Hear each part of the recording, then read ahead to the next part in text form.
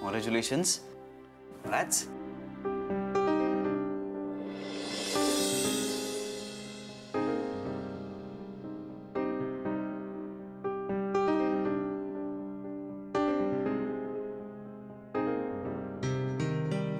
मग तू कधी करतोयस?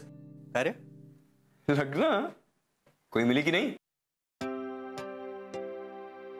मिली ना, खूप छान आहे आणि ती. पण कसं आहे ना, मी तिच्या मागे नाही लागत सतत लग्न करूया लग्न करूया. तिला जेव्हा करावंसं वाटेल तेव्हा आम्ही करू लग्न. काही घाई नाही मला. अरे म्हातारा होशील कपिल. ती जर माझ्या सोबत असेल ना तर म्हातारपणी सुद्धा मी तरुणच असेल. वाव. बरं आम्हाला भेटव की कधीतरी. काय ग? नक्की भेटवणार. योग्य वेळ आली की भेटवेन. हा अगं कपिलचा ब्रेकफास्ट झालाच असेल ना? नाही म्हणजे आमची गौरी कोणालाही उपाशी सोडत नाही. काय ग? ए बर बाय द वे मी आता निघालोय तर जाता जाता सोडू का तुला रामाश्रयवर? नाही नको रे. रामाश्रय काय लांब आहे का? इथे जवळ तर आहे. जाय मी एकटा चालत. आणि तिकडे गेलो की करेन मी नाश्ता.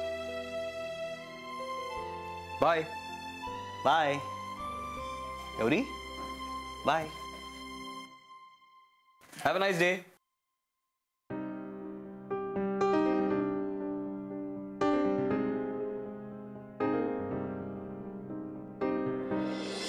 नकर बाबा सागर बाबा, ये मैं क्या देख रहा हूँ जोकर बाबा.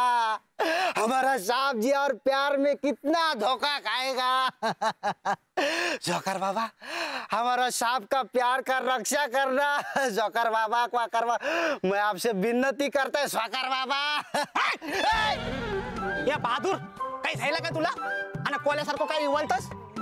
वरती काय बघत बोलत होतास? चुप बैठो. ऐसा अचानक पीछे से आता है, मुझको डराता है. अरे भूत भी होता तो भी डर जाता था, मालूम है? जाओ तुम जाओ इधर से. जाते जाते. ए रुको रुको, पहले बताओ ये सब क्या है? सामान. आज लय मोटी ऑर्डर आहे नहीं? सामान? वो गौरी मैम साहब जी के माता जी का? हाँ. तुला कैसा कळला? कुछ नहीं. हिंदू भाभी सांगत होती कोणाला सांगू नका म्हणून.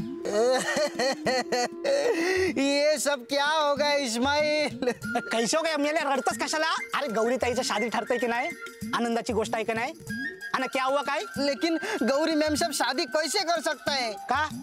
तिने शादी नहीं करायची? अरे गौरी मैम साहब कपिल साहब के साथ ऐसा नहीं कर सकता है. अरे मेले कपिल साहेबांचा काय संबंध इथं? कपिल साहेब काय मॅरेज ब्युरो चालवतात काय? एक मिनिट, तुला नक्की काय हवंय? माहित नाही. ए तू काही कर पण त्या धनंजय देसाईंकडनं पैसे नाही घ्यायचे. मी कोणाकडूनच पैसे घेणार नाही आता. आणि तेव्हाही दगडूला देण्यासाठी मी त्यांच्याकडून घेतले कारण माझ्या समोर दुसरा पर्यायच नव्हता आणि मला इकडनं जायचं होतं. आता थांबणार आहे मी. आता नाही जाते कुठे. त्यामुळे मी दरवेळी कोणाही समोर हात नाही पसरू शकणार आता. आणि तसंही तुला ते सगळं आवडलं नव्हतं हे कळलं होतं मला. त्यामुळे आता मी नाही घेणार आहे कोणाची मदत. आपल्यालाच काहीतरी करावं लागेल. बघूया. मी एक सुचवू का? बोल. हे बघ, आत्ताचा हप्ता भरण्यासाठी आईने जी मला मोहनमाळा दिली आहे ना तिचा आपण वापर करूया का? ऐक ना, म्हणजे पुढच्या महिन्याचा हप्ता भरण्यासाठी आपल्याला वेळ मिळेल ना विचार करायला. तू काय वेडी आहेस का? प्रत्येक महिन्याचा हप्ता भरण्यासाठी काय करायचं आपल्याला ह्याच्यावर विचार करायला हवा. काहीतरी एक परमनंट सोल्युशन काढायला हवं. अरे पण आत्ताचा विचार कर ना. तू आत्ता कुठून आणणार आहेस इतके लाखभर रुपये? मी करतो ना मदत.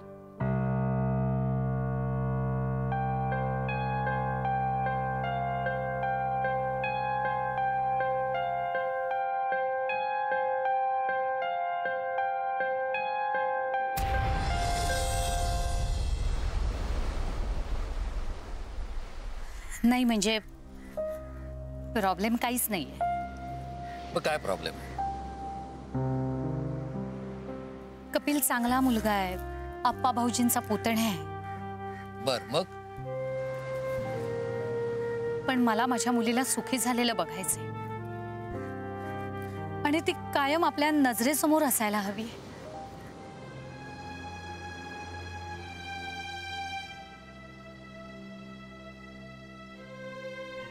माहेर लांब असल्यावर काय त्रास होतो ना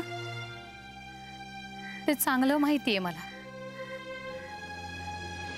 आणि माझ्या मुलीला तो त्रास होऊ द्यायचा नाहीये मला.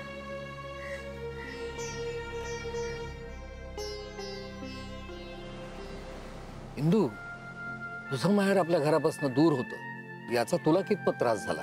तुम्ही प्रत्येक वेळेला तुम्हाला हवा तोच अर्थ का काढता हो? आणि उगाच वकिली प्रश्न विचारून मला अडकवू नका. माहेरची आठवण येतेच सगळ्या बायकांना,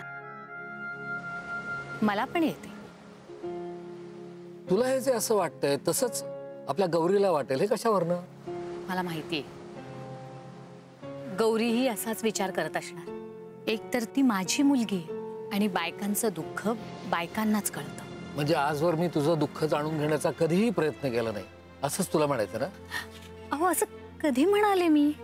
अहो गौरीने जर सौरभ बरोबर लग्न केलं तर ती कायम आपल्या नजरेसमोर राहील, आणि मला माझ्या मुलीनी सतत बोटीवरून जग फिरायला नकोय, किंवा मला हेही नकोय की तिचा नवरा तिला इथे सोडून जग भटकत राहील. अगं मग इंदू, तू निश्चिंत राहा. मालक रामाश्रय सोडून कुठेही जाणार नाहीत. अहो ते आत्ता असं म्हणतायत, पण उद्याचं काय माहित? उद्या एखादी मोठी संधी आली तर जातीलही पळून. पण सौरभ सेटल आहे, गाडी आहे, बंगला आहे, प्रॉपर्टी आहे, सेट प्रॅक्टिस आहे त्याची, ज्यातून आपल्या गौरीलाही स्वतःचं करिअर घडवता येईल. कपिलकडे काय? घर आणि रामाश्रय, तेही कर्जात बुडालेलं, तारण म्हणून ठेवलेलं. त्यातून होती ती नोकरी पण सोडून बसलेत ते. मी तुला असं विचारलं की मालकांबद्दल तुझा नेमका प्रॉब्लेम काय, तर तू सौरभ आणि मालकांची तुलनाच करायला लागलीस. अहो मी काही तुलना करत नाहीये, जे आहे तेच सांगतेय. बरोबर आहे, तुला जे दिसतंय त्याचं वर्णन तू अगदी योग्य केलंस. पण सौरभ असा, मालक तसे, त्याला आमच्या सामान्य भाषेमध्ये तुलना करणं असं म्हणतात. तुम्हाला असं वाटत असेल तर असू देत, पण मी जे बोलतेय ते सगळं खरंय. खरंय, पण एक गोष्ट तुझ्या नजरेतनं निसटते. सौरभ ज्या फर्म मध्ये काम करतो ना, ती त्याच्या मालकीची नाही, वडिलांच्या मालकीची, वडिलांनी इस्टॅब्लिश केलेली आहे. आणि त्याच्या वडिलांना खात्री आहे सौरभ एकटा ती फर्म सांभाळू शकत नाही. अहो पण आपली गौरी आहे ना, त्याच्या बरोबर फर्म सांभाळायला. एक्झॅक्टली, हाच माझा मुद्दा आहे. गोखलेला सून नकोय, फर्म सांभाळायला मुलगी हवी आहे. आणि मालकांबद्दल म्हणशील ना, तर मालक आपल्या हिमतीवर रामाश्रयाला कर्जमुक्त करतील. देश विदेशात फिरायची संधी असलेली नोकरी सोडून ते सोनसरी सारख्या छोट्या गावामध्ये वडिलोपार्जित इस्टेट सांभाळण्यासाठी तळ ठोकून आहेत. या गोष्टीसाठी हिंमत लागते, आणि ती हिंमत मालकांमध्ये आहे. पण आता गौरीने सौरभला होकार दिलाय.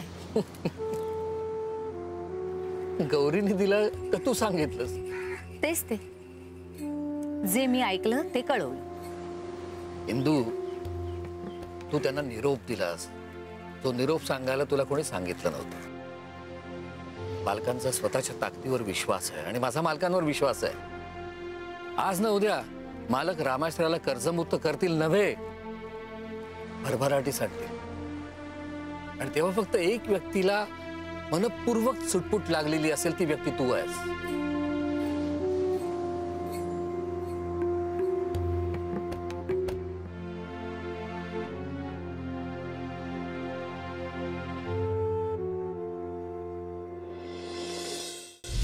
परक्यांना आपलंसं कसं करावं हे हिच्याकडूनच शिकायला हवं.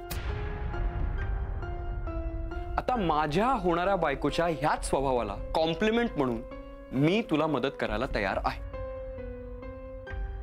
काय झालंय? रामाश्रय आणि कपिलचं टेन्शन आलंय का तुला? गौरीताई, अभिनंदन. अभिनंदन कशासाठी? तुमची शादी ठरली की नाही सौरभ गोखलेची?